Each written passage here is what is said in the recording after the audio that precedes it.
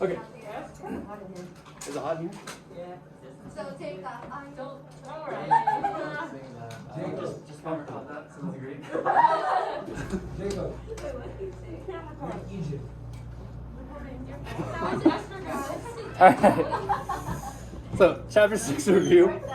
I want to let you guys know exactly what will be on this test. Starting with 6.1, we're looking at inverse variation. What's our equation for inverse variation again? Y equals. You guys are so smart. I know, right? So we will have some sort of question that gives you an x value, gives you a y value, and you have to find your a value. So if I say like y is 3 and x is, I don't know, 5. Then to solve for a, we just plug these guys in, solve. So we get, what, 3 equals a over 5, and a is equal to 15. I don't need to explain this too much, right? So our equation here would be y equals 15 over x. Remember that when we're writing equations, we want to keep it in terms of x and y. Excuse me. And again, this is going to be multiple choice. So if you forget the format, you can kind of look at your answer choices and go from there. Cool. I may be giving you guys fractions for these, so keep that in mind as well. If I give you a fraction, then you want to keep what's in the numerator up top, keep what's in the denominator, and then simplify from there. So again, looking at multiple choice, it should kind of help a little bit. 6.2, graphing. We've been dealing with A, H, and K for a long time, so I think we're pretty good at this, yes? What does my A value tell me? Stretch or shrink. What does it also tell me? If it's negative, then it's a Translation. X, Y, thing. reflection. Yes. Yes. So, stretches is when I have a whole number or an a value that's greater than 0, or greater than 1, sorry. Shrinks are fractions decimals if they're between 0 and 1. And then my reflections are going to be when it's negative. With these guys, it's only reflections on the x-axis, so don't need to worry about y-axis reflections. H value, what does my H value tell me? Horizontal. Horizontal.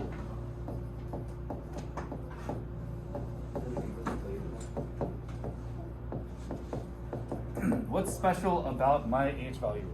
Switches.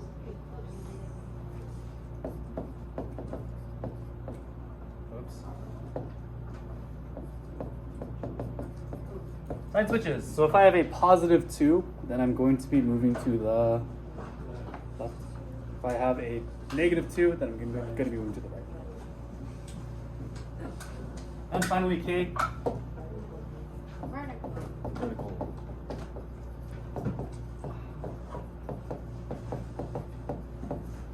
So first 2 questions should be pretty easy stuff.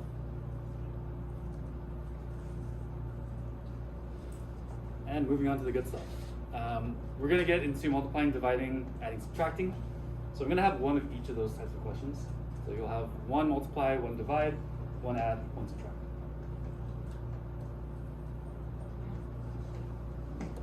How do we multiply? Wait, how many questions will it be in total? 7. Oh. Okay. Pretty short, yeah? Hopefully that's enough time. You guys have enough time, right? 7 to 50 minutes. Multiplying. How do I multiply fractions? Across. Yeah, I just multiply straight across.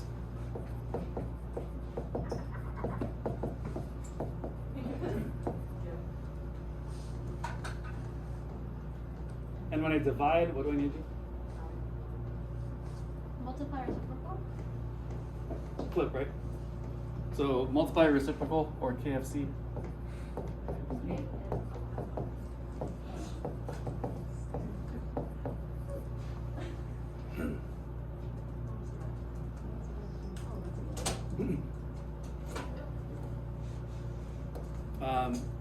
Do I need to give you guys examples of this? I don't think I do, right? You guys do. Thank you. One thing that's really important here, and I think this is something that we're kind of struggling with, at least from what I've been seeing.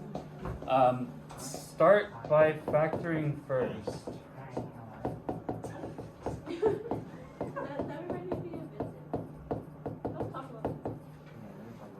So if you can factor, you want to factor out as much as possible. If there are any terms that are in common between both of them, we can factor that out. If we have some sort of trinomial, then we can factor that out. Make sure you factor everything first, because then things cancel out.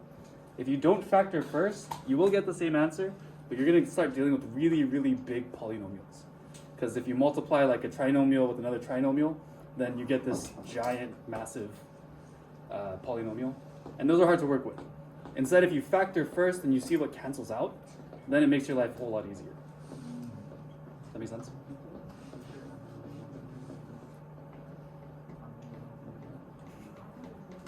Cool. Do I need to talk about factoring? Do you guys want examples of factors? No? You guys know how to factor, right? Factor like plus 3 Like, yeah, Okay. Adding, subtracting. Again, I will have one of each. We need to create a common denominator. There's two ways that we can create a common denominator. First way is multiply by what's missing. And we kind of talked about this when I first introduced this. We don't always have to multiply by the other denominator, because sometimes it gets messy. So for example, if I had something like, let's say I had 1 over 2x plus 1 plus 1 over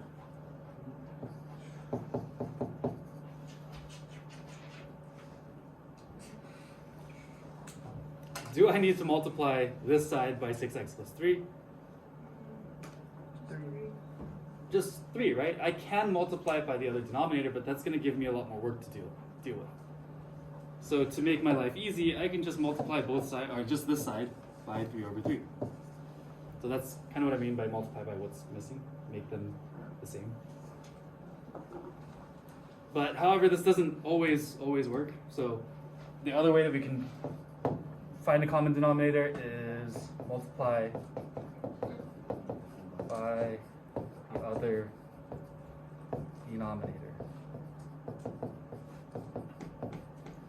So for example, if I had, I'm going to move this up if that's okay.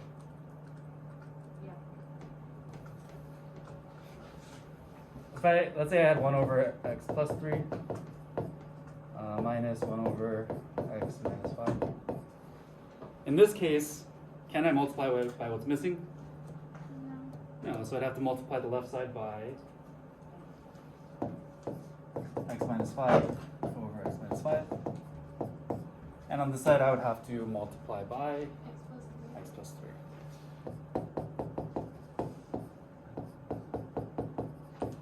I am giving you guys pretty easy ones just for these examples, but the test will be slightly harder. Are these the ones where you don't multiply the numerator? Or do you also... We are multiplying the numerator on these Okay. when you're finding the common denominators. Good question. Other questions?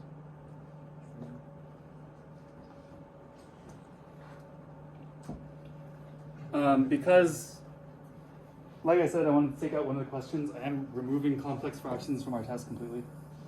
Yay. So, yes. This is open already. Yes. One other thing that's important about subtraction.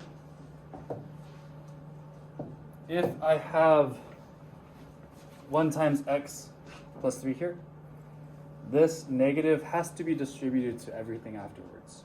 So make sure that you aren't just combining x plus 3 with that other numerator.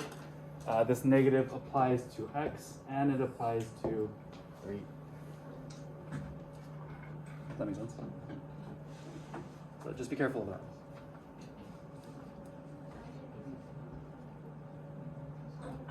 Cool. So far so good? Alright, can I go to our last page? Yes. Okay. Last thing is solving rational equations, cross multiplication. Same thing that we did for our warm-up. So you want to cross multiply. So multiply numerators and denominators.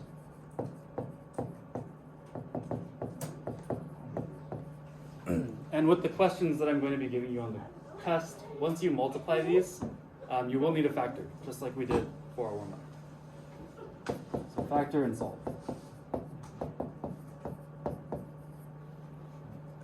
Be careful that you're not putting your factored form as your answer.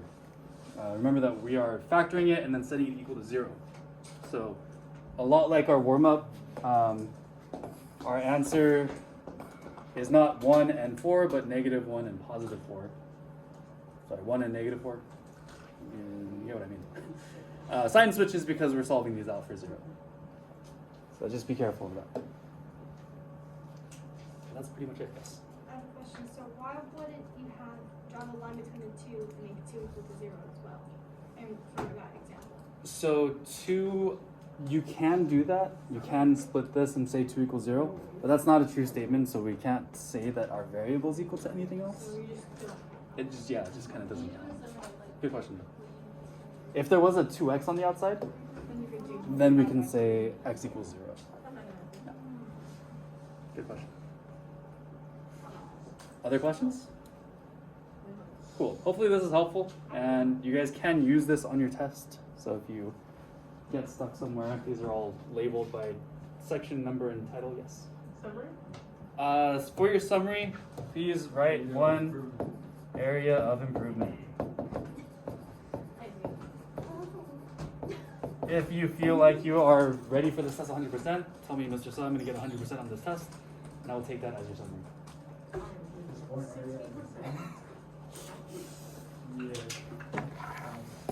So again, I'm going to give you guys the rest